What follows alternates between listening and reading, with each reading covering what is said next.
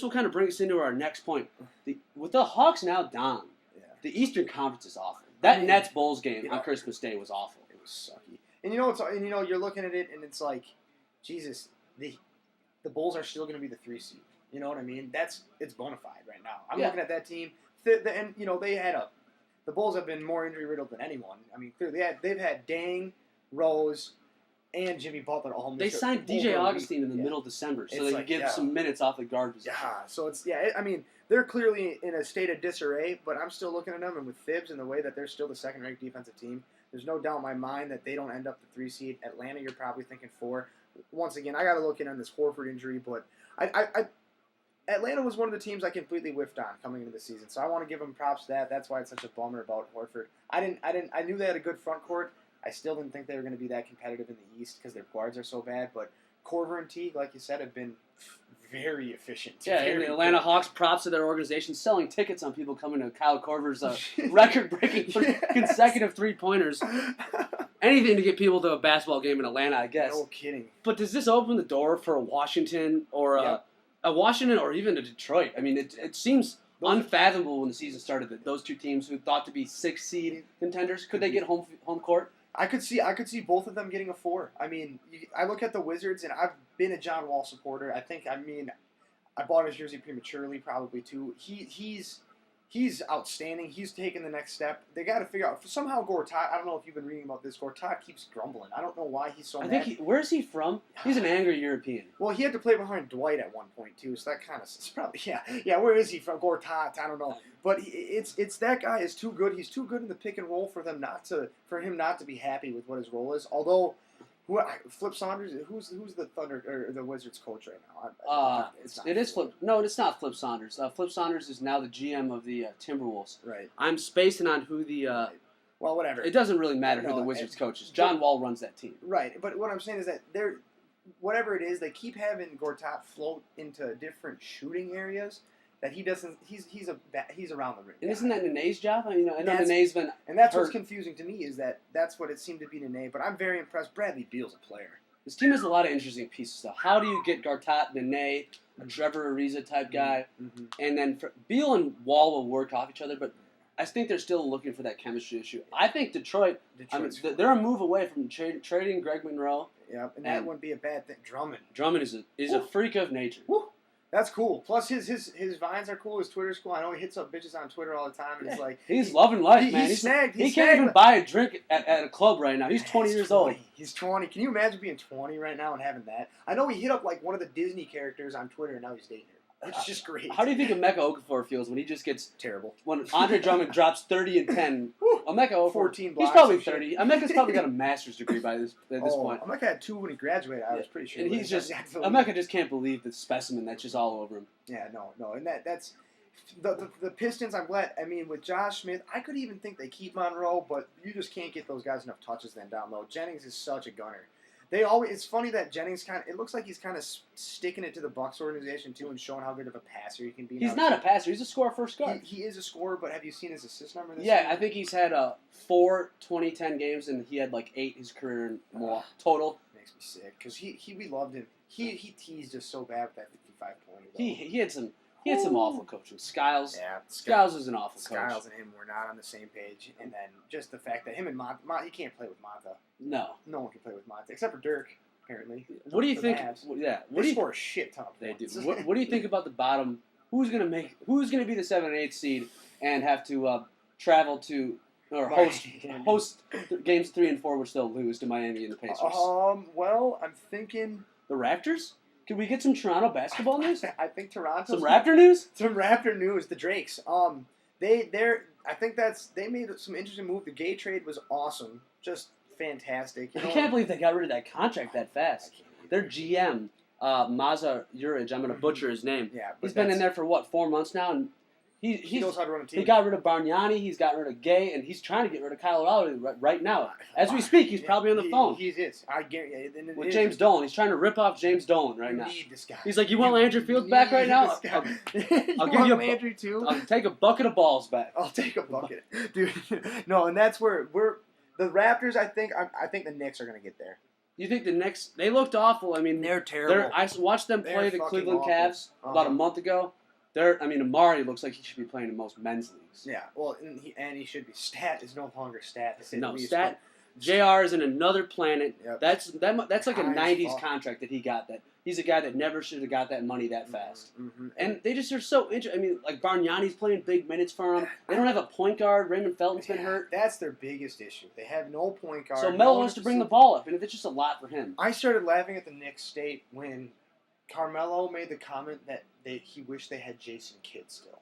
Now, Jason Kidd's a coach in this league. Not a good one. Not a good coach. So it's just like you need. And he goes, and this is also why I know Kidd sucks at coaching, is then Melo elaborated on it by saying something along the line, I'm paraphrasing, but it's not even so much what Kidd would say to us, it was the way he carried himself on the court. He was a silent leader. That doesn't translate into an NBA That's coach not Phil Jackson Zen stuff out of Jason Kidd there. No, because Phil leaves you with a message first and then lets you sit and think about it, where I don't know if Jason Kidd says anything. He might be drunk. I know he's had a couple dooies too, so he might just be, he's stressed out. The Knicks are the Dallas Cowboys of the NBA, right? Hands down. One of the more poorly run franchises in professional sports. Ever. Cowboys, Raiders, Knicks. You throw them in a hat, you can't come out with the worst franchise. Got a question about the Raiders. This is actually from a book that I was reading over here. I got a question for you. It's a Colostrum question, but so let's say John Hopkins genetically engineered a gorilla, and it's got an 85 IQ, 12,000 word sign language lexicon, so it can communicate and has a very good self-awareness, so it knows what's going on, and it's picked up an interest in football. It's about 700 pounds. ESPN analyst Tom Jackson figures that this thing's going to be an all-out beast, would probably average about 7 sacks a game, maybe be susceptible to draw plays, whatever. You are the commissioner of the NFL. Can the Oakland Raiders sign this gorilla? I mean, he promised not to hurt anyone. The gorilla promised that he would never intentionally hurt anyone. No, because you'd have to give into an organization that respects the game of football. I mean, so you're saying the gorilla would just have to go to anyone but? So you're saying just not to the Raiders? I don't give anything important to the Raiders at this point. Reggie McKenzie, great general manager, doing a great job. So you're saying the gorilla can play, but not for the. That's the first time I've heard that. I've asked this question numerous times. You can't. Not for the Raiders. Okay. I mean, you let the Raiders do anything they want, but just don't put this specimen in their hands, because then the gorilla will never do anything. The gorilla will be out of the league in 2 years. I mean, he'll be a boss. I'm trying to catch myself from getting fired right here by making bad comments, but the gorilla stays off the Raiders. Here's what I'm saying. I'm not letting him in the league because this guy, like he said, he wouldn't try to hurt anyone. He would accidentally pummel a quarterback and they would die. You couldn't block. He'd be borderline unblockable. A 700-pound ape? It'd be interesting. All right, anyway. Get back on track. No, sorry, we talked about the Raiders for a second. On the SnoTap holiday special. We're kind of end it here by kind of talking to Andrew and myself about what's our favorite holiday sport to watch. You know, we got Christmas Day. Mm-hmm. People love the college bowl season. I've never really got into it. I mean, there's really a lot of bad football games. There is. A lot of bad. I don't need to see the MAC's third team. Love the MAC. Play Pitt, for example. Exactly. I just don't. I mean, Maryland played who today? Maryland played. They played Marshall in the Military Bowl. And cool lost. Concept, but it was just it's an awful football. These guys don't care. It's really just a place for seniors and juniors that are leaving for the draft to showcase their skills. Mm-hmm. Often interim coaches are coaching these games.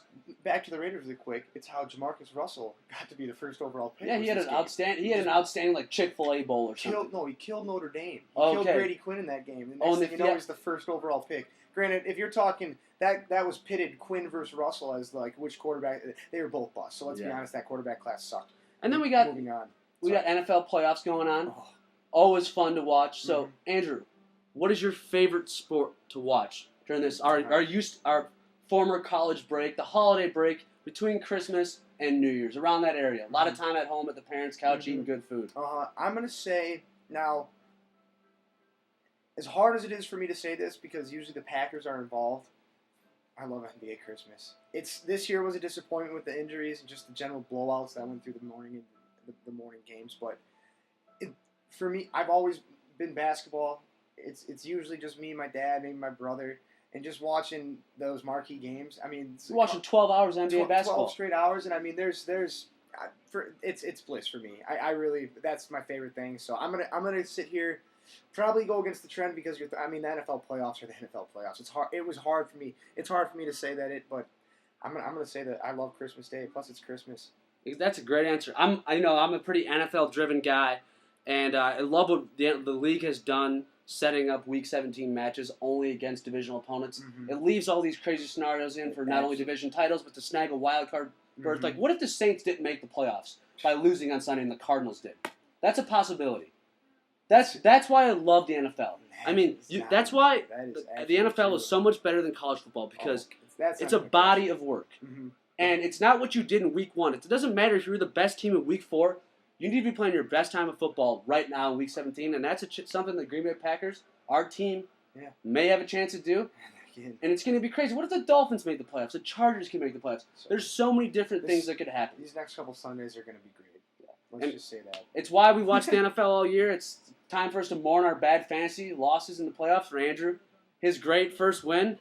We'll shout out to him one more time. Absolutely. Champion. Do you have anything to plug in the next few weeks coming out in SnoTap? I'm working on a couple different NBA pieces, and then I appreciate everyone that's decided to give me a read. I really do. There's no need. You guys don't have to, but numerous people do, and I appreciate that. So thanks, guys. Andrew, thanks for having us here at your humble abode.